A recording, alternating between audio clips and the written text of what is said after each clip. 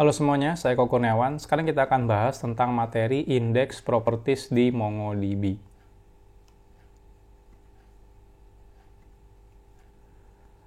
MongoDB itu mendukung properties di indeks. Nah, mungkin ini agak membingungkan ya. Jadi, apa sih artinya properties? Sebenarnya ya emang istilahnya pun agak membingungkan sih. Ketika saya dulu belajar pun agak membingungkan kenapa namanya properties. Padahal sebenarnya yang kita lakukan adalah menambah behavior atau kemampuan tertentu terhadap indeks yang kita buat. Nah, yang pertama, saat ini kita akan bahas dulu yang properties tentang TTL index. Apa itu TTL? TTL itu singkatan dari time to live, yaitu waktu untuk hidup. Maksudnya apa sih? Jadi TTL index digunakan sebagai waktu hidup dokumen di collection. Artinya data akan hilang dalam kurun waktu tertentu secara otomatis. TTL index hanya dapat digunakan di field dengan tipe data date.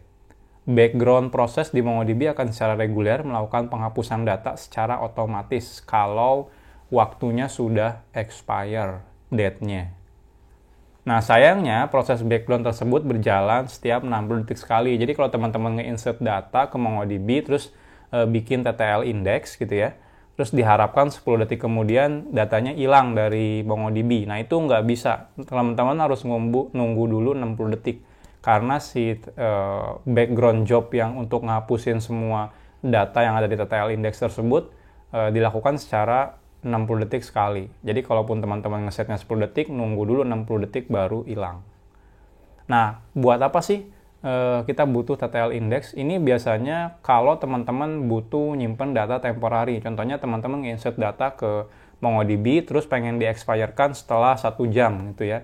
Setelah 1 jam pengennya dihapus. Nah, ini bisa dilakukan di MongoDB. Jadi teman-teman tinggal tambahkan TTL index, time to live index, nanti otomatis kalau waktunya sudah mencapai data waktu tersebut, data date-nya, maka otomatis akan dihapus sama si MongoDB.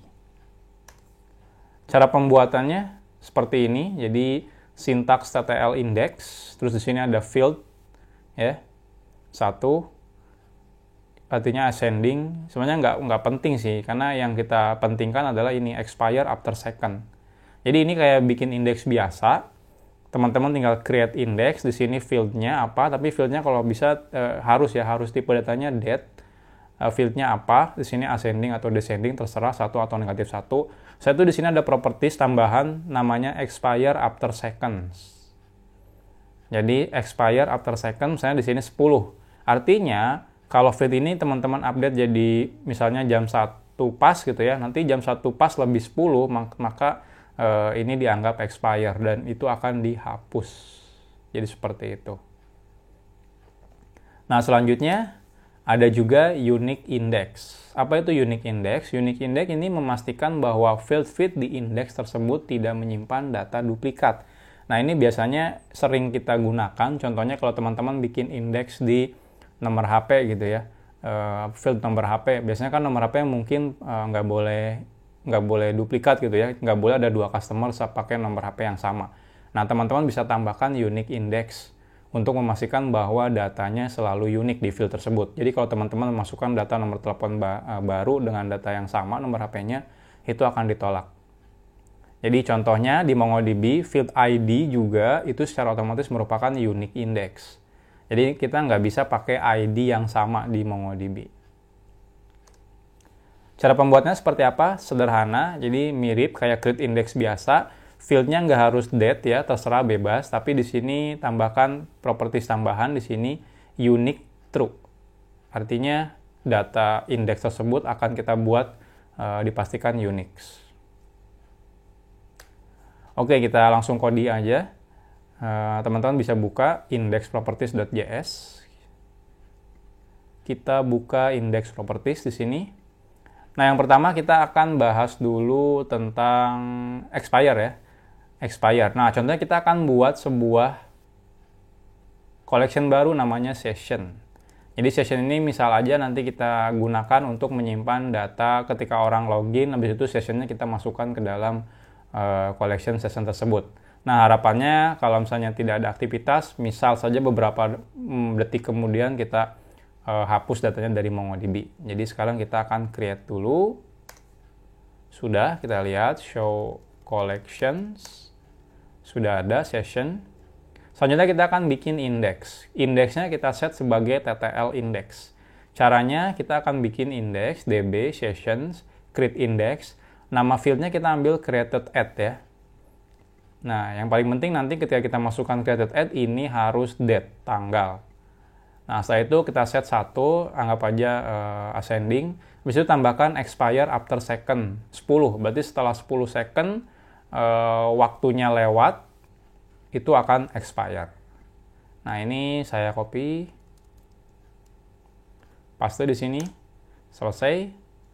Kita lihat db session get indexes. Sudah ada ya ini. Ada expire after second-nya. Selanjutnya kita akan coba memasukkan data. Nah, di sini kita data session.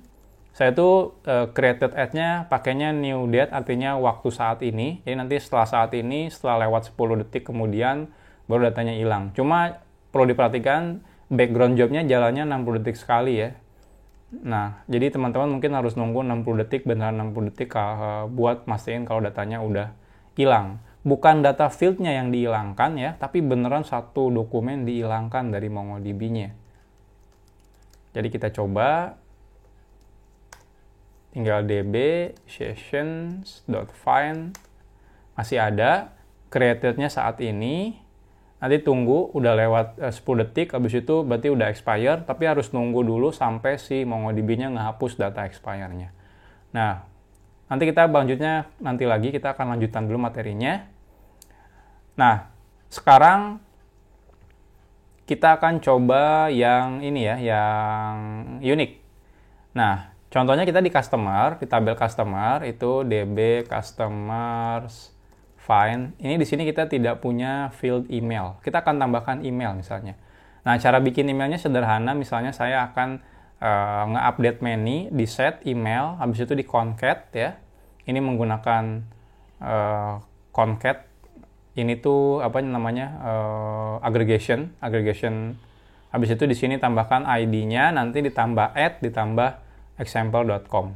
Jadi kalau misalnya ID-nya echo at example.com jadinya. Ini saya update dulu ya. Kita lihat hasilnya. Sekarang sudah ada email.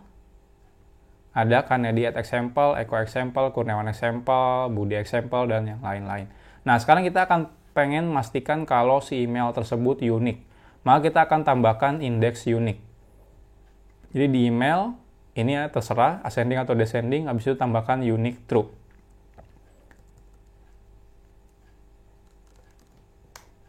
Selesai. Sekarang kita akan coba memasukkan data yang emailnya sama, karena email Eko itu sudah ada. Kalau teman-teman perhatikan, db customers find ya, email echo at example.com, kita lihat sudah ada satu. Nah, kita akan coba tambahkan menggunakan email yang sama, echo at example.com. Kita lihat hasilnya. Nah, lihat error. Ini duplikat key error collection customer index ya, email satu duplikat. Jadi artinya ada indeks namanya email 1 dan dia duplikat, nggak boleh.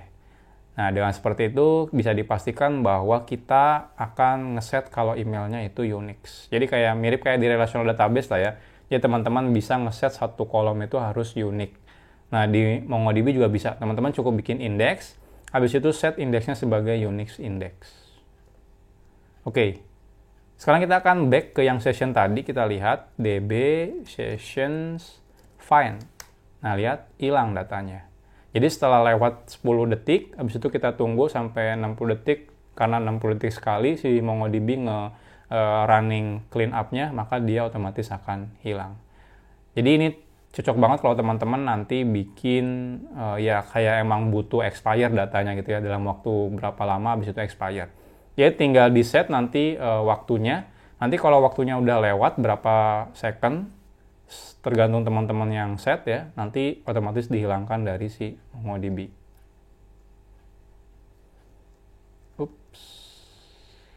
Oke, next kita akan bahas tentang transactions.